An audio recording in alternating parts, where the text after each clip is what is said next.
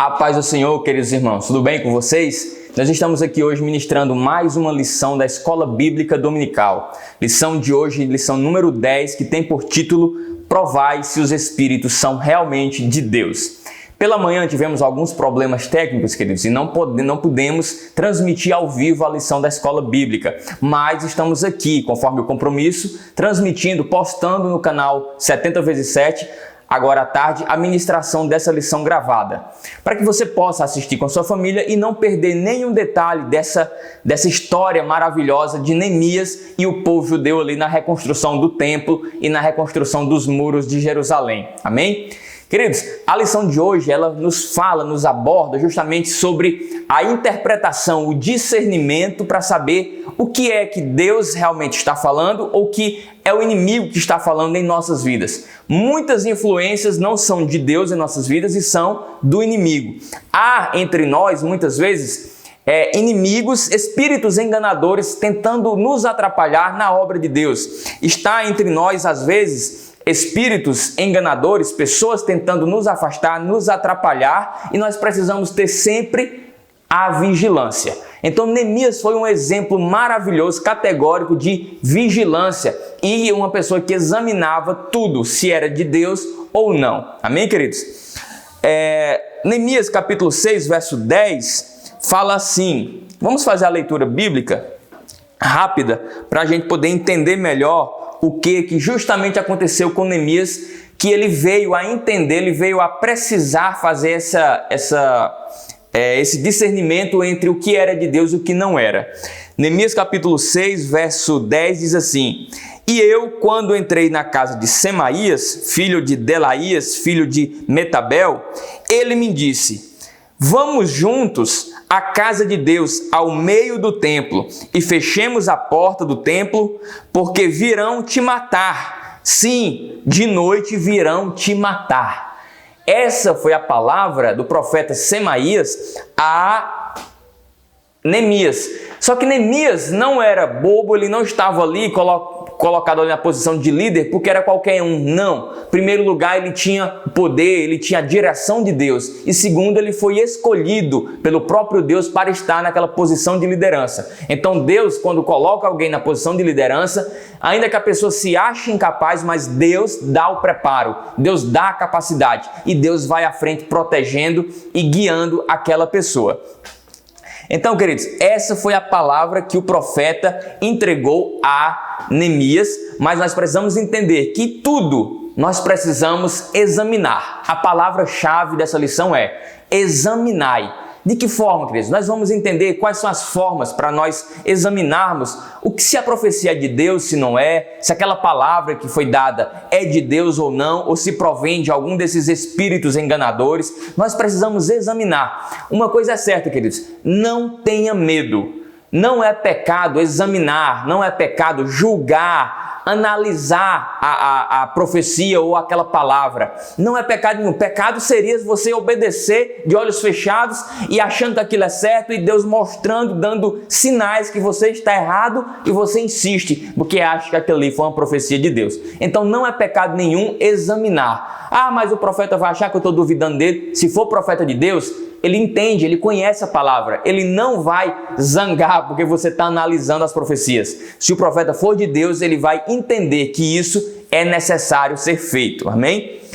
Queridos, os judeus davam muito valor às palavras dos profetas. Entenda uma coisa, de várias formas, Sanbalat e Tobias tentaram atrapalhar Neemias na reconstrução dos muros. Tentaram convidá-lo para ir cultos nas aldeias, Neemias disse que não. Convidaram Neemias para uma conversa em particular nas aldeias, lá na floresta, e Neemias disse: não posso lhe atender. Por quê? Porque estou fazendo uma grande obra. Pararia eu de fazer essa grande obra para atender um convite seu? Então essa foi a palavra de Neemias. Neemias tinha um compromisso. Ah, meu irmão, isso é muito forte. Neemias tinha um compromisso com Deus e nada nem ninguém conseguia abalar esse compromisso que Neemias tinha com o próprio Deus. Então ele tinha uma grande obra para fazer e por esse motivo ele alegou para Sanbalat e Tobias que sequer podia perder 5 minutos do tempo dele dando atenção àqueles homens. E Eles insistiram, tentaram de várias formas ludibriar Neemias, chegaram até, queridos, ao ponto de enviar uma carta, uma mensagem por um mensageiro, dizendo o quê? Inventando, criando uma história, dizendo: olha, Neemias, o povo está comentando. Meu irmão, isso é perigoso demais. Estão falando aí, Neemias, que você vai reconstruir os muros e vai se intitular rei do povo judeu. E aí vai querer tomar o poder, vai bater de frente com o rei, você vai se rebelar contra o rei, você vai fechar ali, vai se autoproclamar rei do povo judeu, e aí vai dar trabalho para o rei. E Neemias, no mesmo instante, respondeu a mensagem, disse: tudo que você tem falado, que vós tem falado, é mentira. Próprio Neemias não acreditou naquela conversa. Ora, não estava havendo boato nenhum. Foi Sanbalat e Tobias que criaram esse boato e levaram até Neemias. E isso é muito perigoso, queridos, na casa de Deus, na obra de Deus, nos dias de hoje. Pessoas a todo instante estão criando histórias, criando fábulas ao seu respeito, dizendo coisas defamatórias para te entristecer, para te afastar. O real motivo é esse: te afastar da obra de Deus, te afastar dos caminhos do Senhor, fazer com que você se entristeça e, se entristecendo, abandone os caminhos do Senhor. E aí, queridos, como se não bastasse a insistência de Sanbalat e Tobias, eles perceberam que daquela forma, com aquelas armas, não conseguiriam derrubar Neemias, parar Neemias. Neemias estava imparável. E aí eles perceberam. Lembra que na aula passada a gente comentou sobre isso? Que o inimigo, ele usa pessoas, pessoas que dão brecha, são usadas pelo inimigo são influenciadas pelo inimigo para atrapalhar a obra, para nos afastar de Deus. E o inimigo sempre trabalha com sabedoria e astúcia. Então, nesse momento, o inimigo também, Sanbalat e Tobias, agiram com astúcia. De que forma? Eles entenderam, eles perceberam que, ora, Neemias não vai acreditar em nada do que nós falamos. Neemias não está acreditando no que nós falamos. Então, vamos fazer com que ele acredite numa palavra como se fosse vinda do próprio Deus. E o que eles fizeram? Subornaram um profeta. Que era profeta, deixou de ser a partir do momento que aceitou o suborno, deixou de ser profeta de Deus. Então, eles subornaram um profeta, no caso aqui, Semaías, para dar uma palavra que eles queriam que ele desse para Neemias, como se fosse o próprio Deus dizendo. Então, o profeta chega ali para Neemias e diz: Neemias, vamos para o santo templo, lá para o meio do templo, nos proteger, fechemos as portas e vamos ficar protegidos ali, porque virão te matar. Sim, à noite virão te matar. Foi o que ele disse para Neemias. Só que Neemias estava muito preparado por isso. Como eu disse, ele não foi colocado ali por acaso. Não foi uma alternativa frustrada, não. Foi preparado pelo próprio Deus para estar ali na posição de liderança. Ei, meu irmão, tu está liderando, tu está numa posição de liderança, tu foi escolhido pelo próprio Deus. Faça jus à escolha de Deus. Não desista, não baixe a cabeça, porque Deus é quem está na tua frente. Ele vai te proteger e te capacitar. E no momento certo você vai perceber que Deus tem trabalhado, Deus tem feito muitas coisas através da tua vida. Então, queridos, nesse momento, qual foi a arma usada por Neemias para perceber que aquela mensagem não era de Deus? Sim, porque Neemias percebeu na hora que aquela mensagem para ir para o templo, fechar as portas e se proteger, não era uma mensagem vinda de Deus. O que Neemias fez? Examinou. Isso mesmo, queridos, é o que eu e você devemos fazer todos os dias. Examinar se é ou não de Deus. O que Neemias fez? Capítulo 6, verso 11 diz assim: eu, porém, respondi a Semaías: alguém de minha posição deveria fugir do perigo? Alguém como eu deve entrar no templo para salvar a própria vida? Eu não farei isso. Percebam, queridos, que Neemias automaticamente percebeu.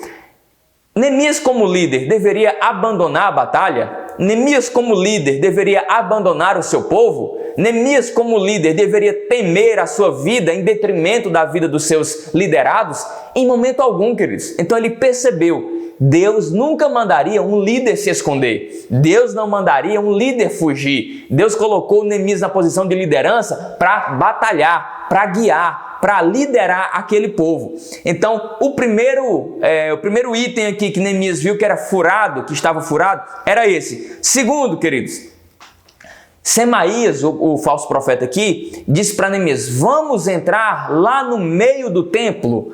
Meio do templo, queridos, só quem entrava era sacerdote.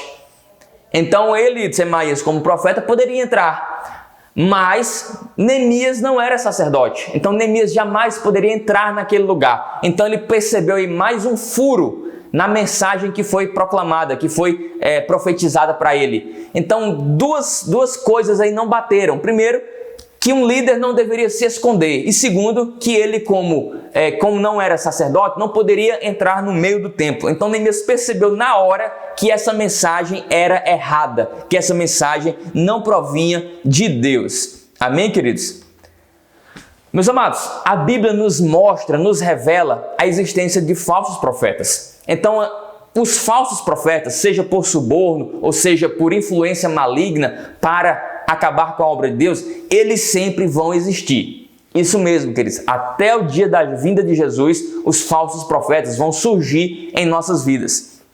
Mateus 24, 23 diz assim: portanto, se alguém lhes disser, vejam, aqui está o Cristo, ou ali está ele, não acreditem, pois falsos profetas e falsos cristos surgirão a todo tempo e realizarão grandes sinais e maravilhas, a fim de enganar, se possível, até os escolhidos. Vejam que eu os avisei desde antemão. Portanto, se alguém lhes disser, ele está no deserto, nem se dê ao trabalho para sair a procurá-lo. E se disserem, ele está escondido aqui, não acreditem. Queridos, isso é muito importante e isso é de grande valia para os nossos dias. Nós não podemos acreditar em tudo que nós vemos dizendo que é de Deus. Em todos os profetas que se auto-intitulam profetas, pastores, bispos, apóstolos por aí afora, se intitulando, dizendo que são filhos de Deus, são enviados de Deus e para proclamar a palavra. Nós não podemos sair acreditando em tudo que nós vemos e ouvimos, seja na televisão ou seja de forma presencial. Nós precisamos sim examinar, olhar, saber a procedência. Apareceu algum profeta aí na sua redondeza, na sua rua, no seu bairro? Procure saber a procedência. Uma das formas de descobrir os falsos profetas é sabendo a procedência. A quem ele dá satisfação? Para quem ele deve respeito? Para quem ele presta reverência? Ah não, ele disse que ele é profeta de Deus. O pastor dele é Jesus. Jesus é o profeta dele. Queridos, esses que dizem que só Jesus é o pastor, que só devem satisfação a Jesus, a gente tem que mandar eles irem logo para o céu.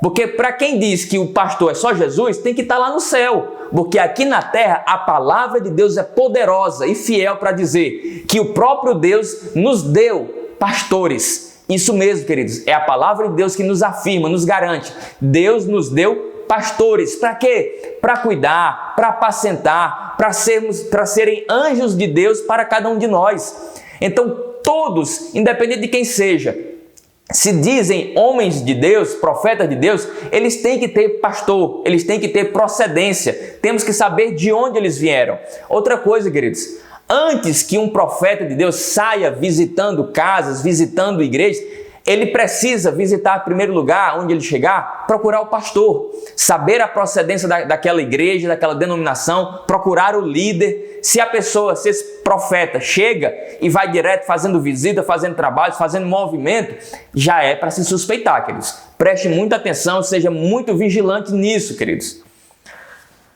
1 João, capítulo 4, verso 1 diz assim: amados, não creiais em todo o espírito, mas provai se esses espíritos são de Deus, porque já muitos falsos profetas se têm levantado no mundo. Não creiais em tudo que ouve ou em tudo que vê, queridos. Preste muita atenção. Examine, faça prova, julgue. Não é pecado. Como eu disse, não é pecado julgar a profecia, julgar o profeta. Não. O profeta que é de Deus, ele vai entender, ele sabe que você conhece a palavra e vai permitir que você faça esse julgamento. Amém? Então, queridos, não se intimide ao querer julgar uma profecia ou julgar um profeta. Não. A palavra mesmo nos diz que Deus nos deu o dom de discernimento. Esse dom deve ser buscado por cada um de nós. Você que já foi batizado com o Espírito Santo, busque os dons. Entre esses dons existe o dom de discernimento da palavra, né? Discernimento de espíritos.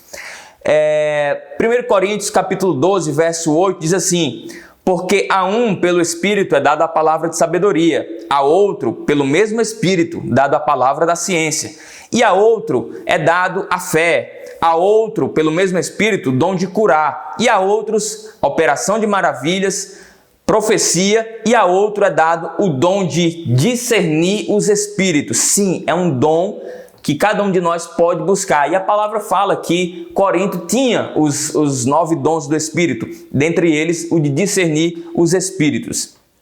Nenhuma mensagem tida como profética está isenta de análise e exame por parte da igreja. Por mais que você creia, você conheça o profeta. Outra coisa interessante, eu já sei que aquele irmão, que aquela pessoa é usada por Deus, é profeta de Deus. Eu sei que Deus já usou muito aquela pessoa e agora ela traz uma profecia.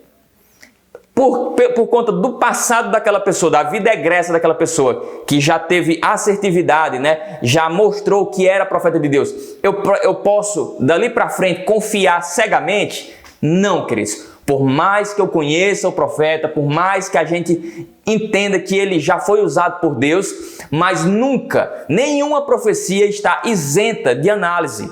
Nós precisamos sim entender que nós precisamos a todo tempo analisar as profecias.